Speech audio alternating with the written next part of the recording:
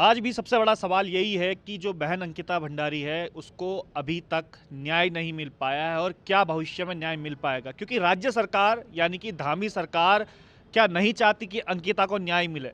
क्योंकि इन दिनों जो खबरें आ रही है उससे तो यही लग रहा है कि शायद राज्य सरकार खुद ही नहीं चाहती है कि उनको न्याय मिल पाए, क्योंकि जो उनको न्याय की लड़ाई जो लड़ रहे हैं लगातार उन लोगों का उत्पीड़न किया जा रहा है। आशुतोष नेगी हमारे साथ में है जो लगातार सुप्रीम कोर्ट से लेकर और हाई कोर्ट से लेकर तमाम लड़ाई लड़ रहे हैं, और इस बीच इनका ST SC को मुकदमा हुआ वो अलग, लेकिन जो इनके वकील हैं जो इस कोर्ट में जो लड़ाई लड़ रहे हैं उनका भी किस प्रकार से उत्पीड़न किया जा रहा है, क्योंकि आज सुप्रीम कोर्ट में हेयरिंग थी और साथ ही साथ जो कोटद्वार कोर्ट है उसमें भी हेयरिंग थी। आशु भाई, सबसे पहले हुआ क्या जो हेयरिंग आज थी, उसका क्या कुछ रिजल्ट निकला? देखिए, ऐसा है कि जो सुप्रीम कोर्ट में केस चल रहा है उसमें पिटिशनर मैं हूँ।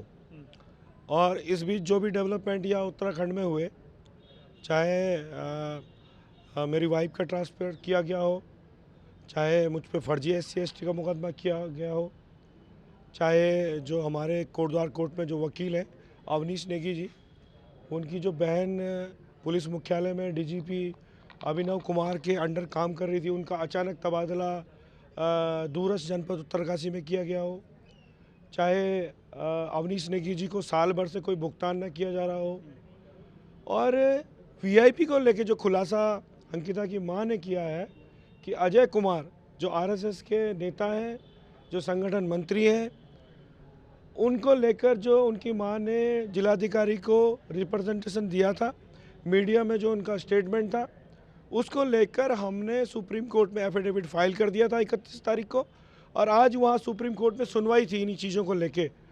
लेकिन मैं फिर कहना चाहता हूँ कि राज्य सरकार नहीं चाहती कि अंकिता बेटी को इंसाफ मिले, क्योंकि आज फिर इनके वकील ने वहाँ पे स्वास्थ्य खराब होने का हवाला देकर आज वो फिर से एडजॉर्नमेंट ले लिया, इसलिए वहाँ पे आज सुनवाई नहीं हो पाई। लेकिन जब भी सुनवाई होगी हमने अपना फाइनल एफिडेविट जो भी VIP के संदर्भ में हमें कहना था हम कह चुके हैं। अंकिता की माँ के जो भी वर्जन थे अजय कुमार को लेके, चाहे वो उनकी कॉल रिकॉर्ड की जांच मांग रही हो, चाहे उनकी लोकेशन की जांच मांग रही हो, चाहे जो अभियुक्त हैं पुलकित आर्य, सौरभ भास्कर, अंकित गुप्ता या रेणु बिष्ट या प्रमोद कुमार SDM, चाहे डॉक्टर विनोद आर्य हो, ये सारे लोग, इन लोगों की कॉल रिकॉर्ड की जो जांच मांग रही है उसको लेके हमने SIT पर अविश्वास व्यक्त करते हुए, क्योंकि SIT ने कोई भी जांच इस दिशा में नहीं की है, उन्होंने व्हाट्सएप चैट वगैरह भी खंगाली है, कॉल रिकॉर्ड भी अगर खंगाले हैं तो वो केवल अंकिता और पुष्प के खंगाले हैं। इन्हीं मुद्दों को लेते हुए हमने सुप्रीम कोर्ट में फाइनली वहाँ पे एफिडेविट फाइल कर दिया है। हालांकि आज एडजॉर्नमेंट ले लिया सरकार के वकील ने, लेकिन हमें उम्मीद है कि जल्दी से जल्दी वहाँ पे इस मामले में कोई फैसला आ जाएगा, और हम उम्मीद करते हैं कि माननीय सुप्रीम कोर्ट से CBI जांच के डायरेक्शन खासतौर पे VIP को लेकर, अजय कुमार को लेकर होंगे। चलिए, ये सवाल ये इसलिए भी उठ रहे हैं कि राज्य सरकार नहीं चाहती कि अंकिता को न्याय मिले, क्योंकि 1 साल से ऊपर हो गए हैं, क्योंकि सरकार वर्सेस जो ये पुलकित आर्या है इसकी ये लड़ाई है, और सरकार का फर्ज बनता है कि जो है जो उनका सरकारी वकील है उसका भुगतान किया जाए। लेकिन 1 साल से नाम क्या है वकील का?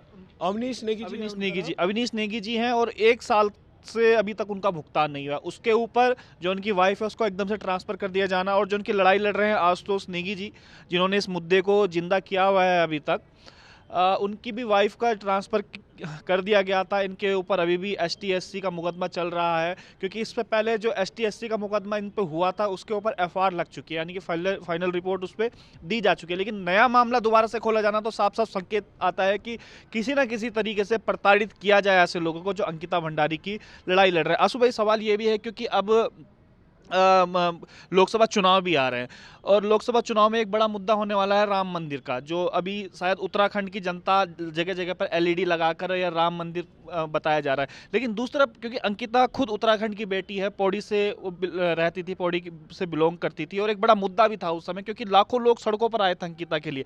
क्या लग रहा है कि ये मुद्दा दोबारा ना उठे लोकसभा चुनाव में, इस वजह से इसको टाला मटोली करने की कोशिश की जा रही है, प्रताड़ित किया जा रहा है, ताकि वो लोग अंकिता के मामले को जो अभी जिंदा किए हुए हैं उससे दूर हट जाए?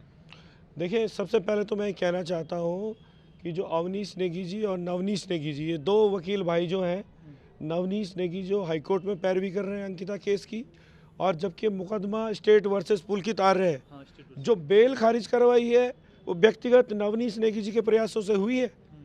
उन्होंने बेल को वहाँ पे पुलकित आर्य की बेल को बहुत स्ट्रांगली अपोज किया। सरकार के वकील वहाँ पे मुखदर्शक बने खड़े रहते हैं। जो 120 बी और 34 जो सेक्शन लोअर कोर्ट से हटा है उसको जोड़ने के लिए राज्य सरकार के वकीलों ने अभी तक एप्लीकेशन ही मूव नहीं की हुई है। वहाँ भी नवनीश नेगी जी प्रयास कर रहे हैं। और अवनीश नेगी जी के आने के बाद, जैसे आपको पता है कि पहले जो अधिवक्ता, जो राज्य सरकार की चॉइस के अधिवक्ता थे, वो किस तरह से बेईमानी कर रहे थे, उनको हटवाना पड़ा। और अब जो वकील ईमानदारी से काम कर रहे हैं उनका भुगतान न करके राज्य सरकार उत्पीड़न करती है। और टारगेटेड अटैक जो है इनके, जो ये डीजीपी के माध्यम से अभिनव कुमार के, मेरा सीधा सीधा आरोप डीजीपी अभिनव कुमार पे है कि इनके आने के बाद लगातार पुलिस जो है टारगेटेड अटैक मेरे ऊपर कर रही है, वकीलों के ऊपर कर रही है। पहले मुझ पर फर्जी SC/ST का मुकदमा किया गया।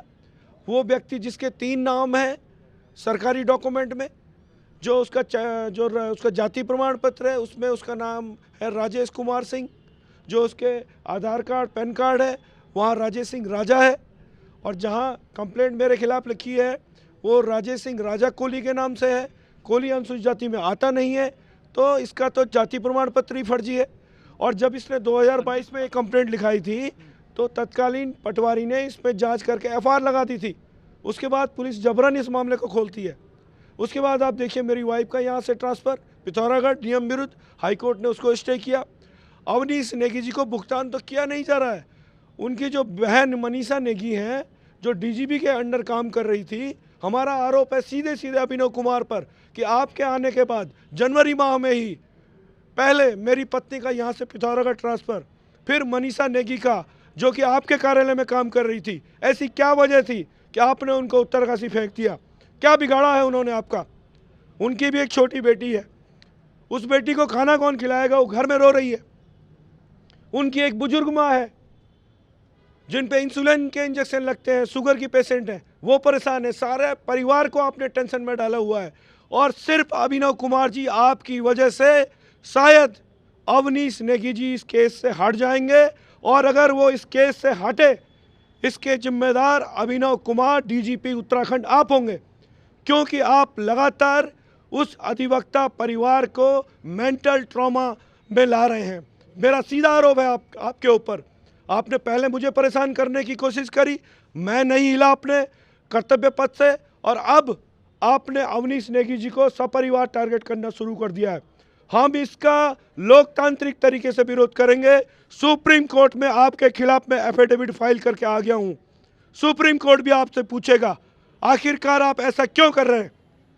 माता जी की भी तबीयत काफ़ी ख़राब है अंकिता की, अब क्या है अपडेट? देखिए, अंकिता की माँ की तबीयत तो खराब होनी है। जब सरकार लगातार जो पैरोकारी कर रहे हैं न्याय दिलाने के लिए उनकी बेटी का, उनको परेशान करेंगी तो मेंटल ट्रॉमा में आके वो ICU में भर्ती थी पौड़ी अस्पताल में, और घर में भी गई हैं तो बिस्तर से उठ नहीं पा रही हैं।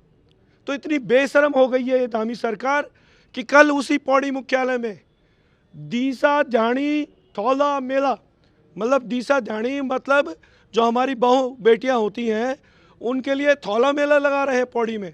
अरे थौला मेला तब लगाना, पहले अंकिता बेटी को न्याय तो लेने दो। हम अगर न्याय दिलवाना चाहते हैं तो आप न्याय के मार्ग में रोड़ा अटकाते हो। कितने बेशरम हो धामी जी आप, शर्म आती है आप पर मुझे। बिल्कुल, और ये शायद उत्तराखंड की जनता को भी समझना चाहिए। एक वो दौर था जब अंकिता, क्योंकि हम चीज़ें भूल जाते हैं अक्सर, जिस समय अंकिता भंडारी हत्या केस सबके सामने आया था, पूरा उत्तराखंड सड़कों पे था।